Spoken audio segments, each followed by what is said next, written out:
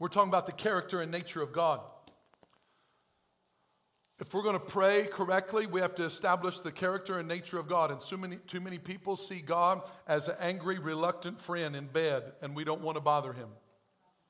We don't want to bother him with our little stuff. Oh, he's got bigger things to take care of than my situation at work. That's the devil.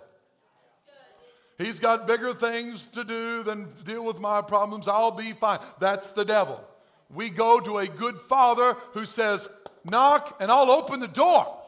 Hey, ask and you'll receive.